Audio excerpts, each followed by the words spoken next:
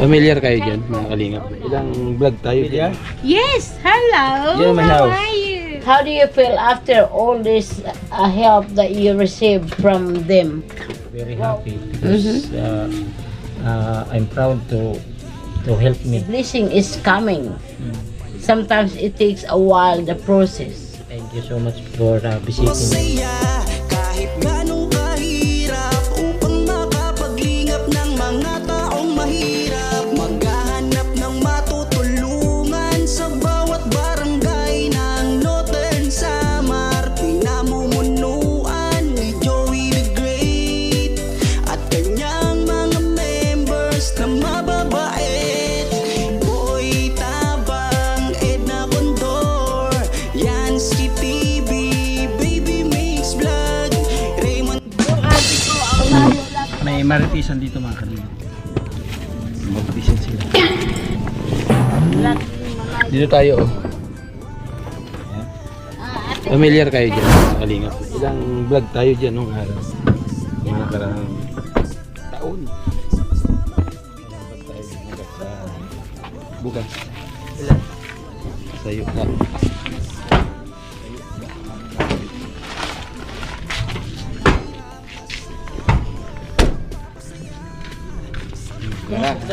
Kaya doon. Shout out. Ayan, kasama ko siyempre Baby Mix Vlog. Boy Tabang. Ayan. Yan na Edna Condor. Ayan, Nelson Vlog. Ayan, siyempre may beautiful auntie. Auntie, silos na pang number 6 na pabahay. Tara. Okay. You are familiar in Lakad Aso? No? Oh, hindi ka viewers, ha? No? Oh, yeah, she looks like a familiar Tatay Blas. Napulo nga. Ay, binabasa niya mga. Binabasa na. Napulo nga sugo sa Diyos. Oh, sige, yung napulo nga sugo ng Diyos, bigyan mo ako sa iyo. Number 1, be good. Oh. Number 2, don't do. Hindi, okay na. Isa lang, mga kaibigan. Isa lang. Ayan, nandito tayo sa Hiratag, no? Bayan po ng San Jose na to, no? San Jose. Bayan ng San Jose. Bisitahin natin si Tatay Blas kasi nagdadrama po sa chat. Oh, ito drama, hindi naman sabi niya na ano daw yung tanim niya, hindi naman na. Tapos Tatay Blas, oh. Inapo daw ng baha ang mga tanim niya, mga kalingap. Oh, pero oh, save naman, oh. Oh. Hello. Ay, ano, papay. Huwag siyang kapitbahay niya yan. Kami niya. Ay. Auntie. Aba, ay, may papag na siya sa tindahan. Aba, may ayam. Auntie, sila pamilya? Yes, hello. Yeah, my How house. are you? It's pleasure meeting you. Tatay Blas, can I English because auntie is English, speak English only. Auntie, Here's a puppy. auntie, sit. You sure? Yeah, tanungin mo siya, ano ba yan? Tapos nahirapan ako. Yes. What can I do? Can I explain to auntie, I talk to English to Tatay Blas. Okay. Okay, Tatay Blas, here's auntie, what can I do for you? What can I do? What would you like? What would you like to say in your condition after that? After that time na tinulungan kanila. You don't speak Tagalog. Oh, okay. Okay, don't speak Tagalog because Tatay Blas is very professional. Oh, good. Yeah, Okay. this is professional. So, what I was about to say is, how do you feel after all this help that you received from them? What would you say to them of your behalf? So very happy because I'm proud to help me. You're proud that they're able to help you. Able to help the greeting Moreno Okay. and then greeting Kalingap.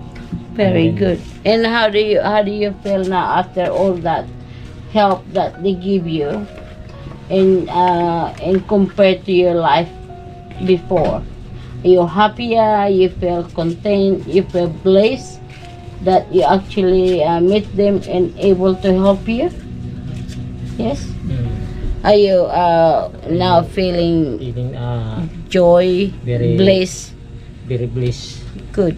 to myself because after Many years of many years ago, I don't receive my blessings or any other. yeah. But yeah, what I think is sometimes blessing is you just have to wait. It depends what you requested, but you just have to keep on believing in it that your blessing will come.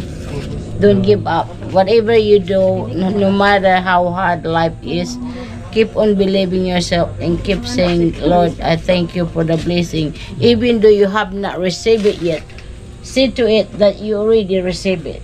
So again, for me, my experience is life is hard, but if you actually embrace it, that the blessing is coming. Sometimes it takes a while, the process. So you just have to keep believing in it, and when time is come, and here you are. So now you feel blessed, and now your life is changed in a good ways, which is I'm very happy to see, because I watch you through YouTube back home. Because Joey kept sending me all the story from you, and I was admired of your regardless of your physical issue, you didn't give up. Because lots of people would actually use it as a weakness, and for you, you use it as a, you know, a will to get to achieve whatever it is that you want to achieve, and with their help, you're able to do it. And I'm proud of you. I'm so proud of you, and I'm very pleased to meet you. Good luck and more power to you in the future, and I hope you will have a good health and many years of happiness. So, very thank you so much. You're very Help welcome. me. I hope when I go back home in Australia, I will be able to help them more so they can help other people like you. And again, well done for not giving up. It's a very good mentality that don't use your disability for your, just say, Lord, I have this issue. You bring me this. You bring me to the world. I have a reason to live, but you have to show me what to do. You have to guide me and keep me strong. And God is always inside us. We just have to feel it. Sometimes we don't see it because we were over emotion. Our emotion, it become dark when we were disappointed, but really God is always inside us. So always access your love, because God is love. Yeah. God is love. That's all I know. God is love. God is all. So keep on believing that love is inside you, in each of us. God is Okay. love, yesterday, today, and forever. Absolutely, always. And be grateful every morning you wake up. The moment you touch your feet in the ground, say, Lord, thank you for today. And before you go to bed, you say, thank you for today. And I hope tomorrow I will have another blessed day. And that's all my advice to you, because I've been through a lot of tough experience myself. So I'm grateful to everyone that I'm able to experience this. And that's the reason why I chose to come here, to actually be in that moment, experience it, because I said to my nephew, I admire what he's doing. It's a very difficult job, but it's very rewarding. Because I was also an aged care back home. I look after people like you, and elderly, and children.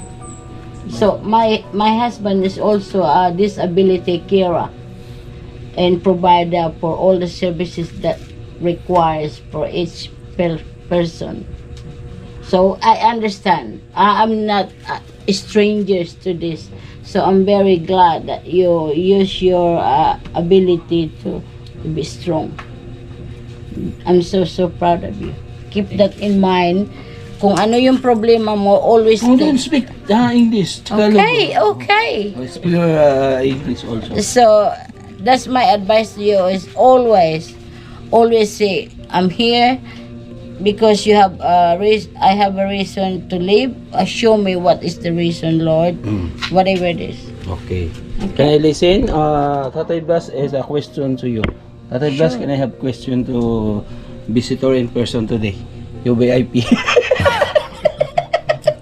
Tatay Blas, can I question to my auntie? Thank you so much for visiting me. No, question. Oh, question also. Oh, question. No more question. Yeah, question because auntie is ready to answer. Actually,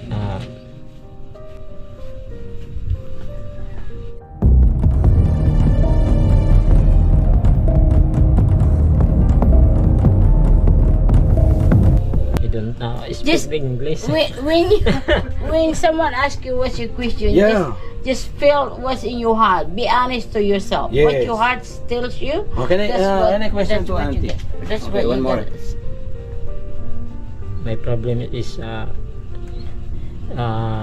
water in the. No, question for your auntie. Oh, for personal. What he's saying is, ask me something. My experience. Like today, being in the Philippines, I'm struggling with the heat. However, because the intention is love and compassion, then I have energy for it. When it comes to this sort of environment, I am not used to it anymore because I haven't lived in the Philippines for nearly 50 years. However, when it comes to this, I always have a time for it. Kasi I feel... No, don't kasi. English. Oh my God. I didn't say kasi, I said because. No, because. Okay. Because Because. I understand that like you need someone like us to support you. So our support is important to you. We are your strength, and I'm your strength as a spirit. Okay. Your spirit is very special spirit. Yeah. You check your house. Check your house, your Tatay Blas, because Yeah, I know. I saw this. Can I turn around? I saw Turn this around. building. I saw this. Oh, okay na. Tatay Blas, uy, A beautiful puppy. magpaalam ka sa kanya kung pwede pumako I din. wanna see the puppy. Can I? Oo. Yan sa bahay mo, Tatay Blas. Okay, i-tour mo siya, Tatay Blas, sa bahay mo. Wow.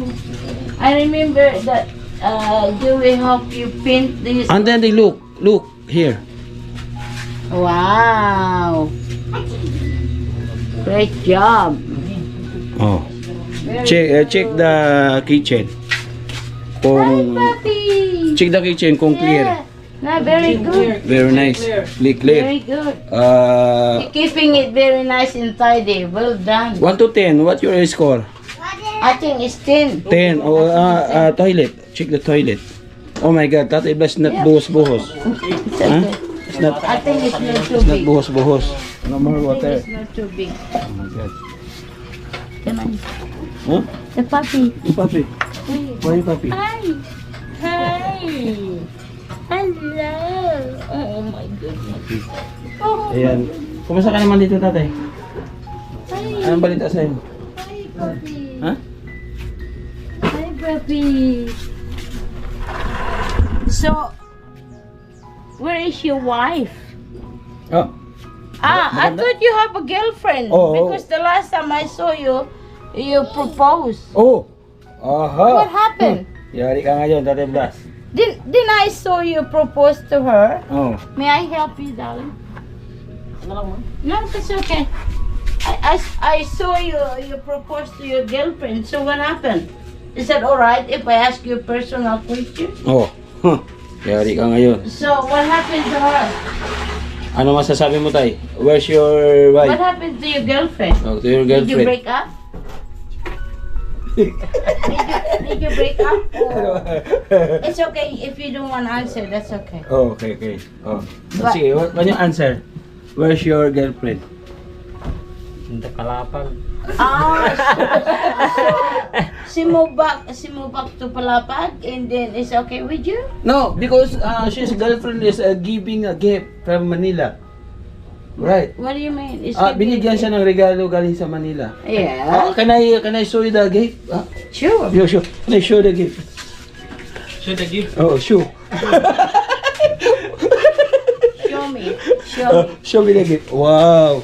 Oh, the tulugan is no more tanggal-tanggal kulambo. Yeah. Wow, the gift, your girlfriend. Oh. Wow. So, even though she's not Ay, angat mo with tayo. you, Ano yan? Slack? yeah. Sa kapulo. Ay, grabe, bulaklak. So even though she's not with you, she still keep in touch with you? Binigay ni, ni Ate Ida. Oh. So, what I mean is, kahit na hindi kayo magkasama, you still keep in touch, nagsatawagan kayo, you keep in touch, you keep in touch? Very good. Very good. At least the love is still there. Wow. Good. Very good. Okay, dati dito Love tatay. is love. So, Yan. even though it's long distance, love is still love. May ano na to? Nag-aaral na tong ano mo? Apo mo? Oo. Anong grade na to? This ako niya. Anong grade ka na ba eh? Kinder. Kinder. Di ba dati nag-aaral na to? Sa Hindi siya pumasok ngayon? Kanina. Sa umaga. May gamit na siya, kompleto na. Ay. Ha? Ano yung bag mo, Ben? Luma mong bag. Asan? Kuha daw. Ismila ka? Pero dito. Sa balay nila? Wala siyang bag na ginamit, yung luma pa yung dati. May bag ako dito. May bag ko. Di. Wow. Si Kuya Joey na bag para sa'yo. Oh, Tapos may very gamit na to, nice. ha? May plastic bag. Brand new. Oh. Diba? Notebook. Oh. May Crayola. Tsaka lapis. Maram ka magsulat? Oh? Maram ka magsulat? Ha? Maram na? Sige daw, pakitaan mo daw ako. Surat daw. Surat mo nga ngaran mo, Inday? Oh. Ganda? Baysay? Mabaysay? Ha? Ah? Maluya. Sige, salamat. Oo. Say thank you, Kuya Joe. May bigas ka na, kuya? Douglas? May bigas ako kunti dito na iniwali ko yung para sa landing pad. Kahit 5 kilo lang yan, ha? Ayan. Oo. Kumusta naman yung ano mo, yung tindahan? Kuhan ko nga. Kuhan mo. Ang mga dinata. Pero ang mga kuhan mo din. Meron okay naman. Anong meron okay naman? Mga iba-iba ang mga kuhan. Oo. Pero mahina. Hindi na ako ano dito. Mahina yung bintahan. Ang itinda mo kasi yung yung mabilis sa mga bata. Oo. Na paninda para mabilis lumabas, pumasok yung yung benta. Pagka kumukuha ka dyan, tay, nababalik din di. Ano? Ng paninda. Halimbawa, kumuha ka ng sabon na hindi mo na ibabalik yung presyo. Halimbawa, yung sabon 7 o 10. Hindi mo na ibabalik yung Minsan. Oo. Pag may ano ko sa ako mga kuhan. Garden. O, kumbaga, hindi napapagulong Mm. Siguro dito yung dating puhunan, nagdadagdag ka pa. Ito pa yung dati. Ito pa yung dati. Tapos yung sa mo, minsan umaalalay na lang din. Yung anak mo, may trabaho. Sa Manila. Dali man siya magpataraman. Dali man. Minsan lang. Kada bulan. Hindi, yung anak mo na nandito, may trabaho na. Padala. Pero minta sa bukid. Ano bang anak mo yung lalaki, no? Wala sa trabaho, sa ano pa rin. Sa bukid lang. Ayun, napasya lang kami tayo at pinumusta ka lang namin. Ayan. Okay ka naman? Ha? Sigurado ka? Pero kang pichay. Parang may sinasabi yung mga mata mo tayo. May miss na doon sa Palapag. Parang may parang yung mga mata mo parang may may nagbiblink. Paray. Baka meron kang gustong sabihin. Ha? Hindi, kumustahin mo lang. Alam mo naman, may sinasabi ko yung mga mata mo hindi makapagsinulig yung mga mata Ikaw naman hindi ba? O sige, kumustahin mo lang siya.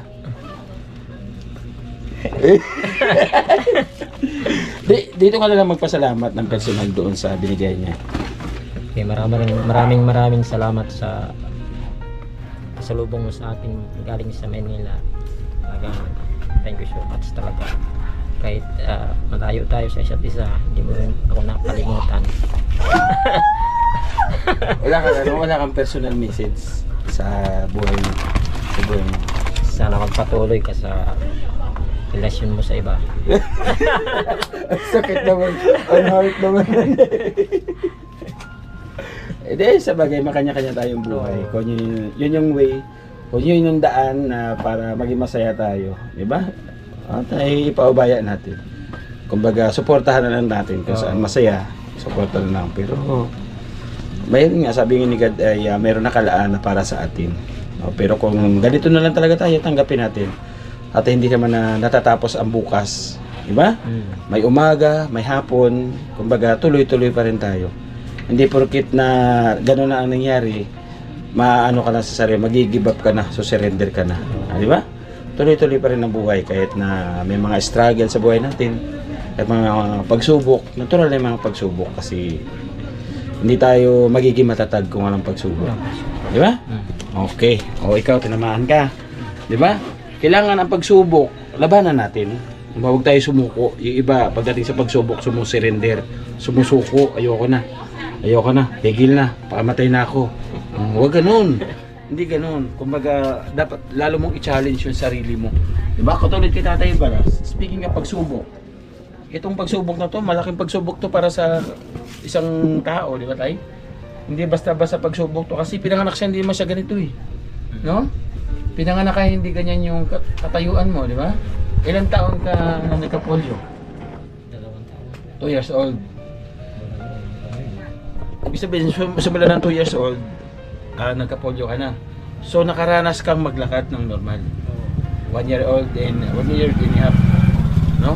Nakaranas siya maglakad ng normal. Ipinadaan sa kanya kahit paano, kahit sa sandaling panahon, na-enjoy niya yung paglalakad ng normal.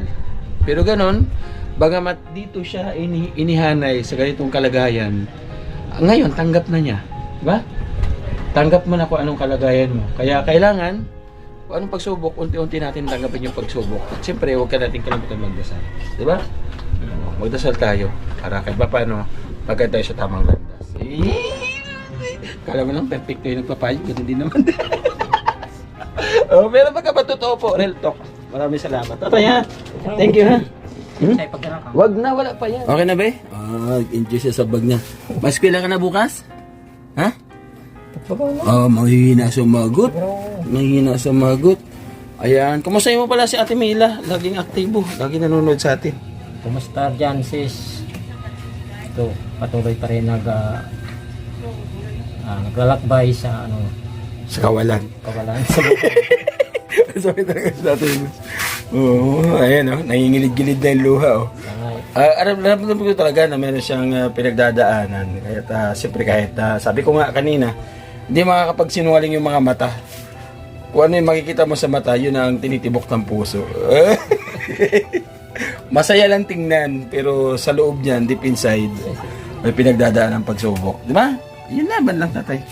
At itong blessing na to, itong bahay na to, napakalaking blessing para sa'yo. Di ba? Kasi maraming nangangarap na magkabahay. Ngayon, hindi lang bahay, ito na. Congratulations. Ayan, mga kalingap, yung mga nagbigay po ng pagmamahal sa sponsor ng para matayo yung bahay natin kay Tatay Blas. Ang ganda. Ayos pa mga kalingap. Tapos sa labas, nilagyan niya po niya ng bakod. Ayan o. Nilagyan niya po niya ng bakod mga kalingap. Ang ganda pa. Diba? Dito sa gilid. Tayo ano to? Sitaw? Ha? Sitaw niya. Ang lago. Meron pa pala isang sitaw pa dito. Ang ganda rito sa kabila mga kalingap. Ikot natin ha. Diba? Clear. Ayos. Ayan, pasalamatan ko lang mga kalingap yung nagbigay ng pagmamahal sa mga soul supply natin. Thank you Ate Bit Jones. Maraming salamat po kay Manitri Anderson. Thank you. Tayo dito na kami tay. Ha? Kay Ma'am Elma Balderrama nay. Ma'am Elma Balderrama, maraming salamat. Bye-bye. Kay Ate Amor, thank you po. Siyempre kay Ate Bit Jones. Bye po. Kay Marcelina, Thank you, shout God out. bless. Thank you po. Sa kay Ma Vlog, maraming salamat. Yan sa ating kapartners family sponsors. Thank you so much po mga kalingap. Wala, di niyo in-interview? Hindi kayo mapanood sa vlog niyo? Wala? Sa channel niyo? Wala sinali ba sa channel niyo? Wala, hindi sila nag-vlog mga kalingap. Sa akin nyo lang mapanood niyo update kay Tatay Blas. Siyempre ang kapartners family sponsors, Boy Tabang, Baby Mix Vlog, and Condor. Yan si Nelson Vlog mga kalingap po. Kanelson. Kanelson. Shout out po mga kalingap. Salamat po yung God bless hanggang sa muli. Mag-ingat po tayo palagi. See you in my next vlog po. Thank you so much.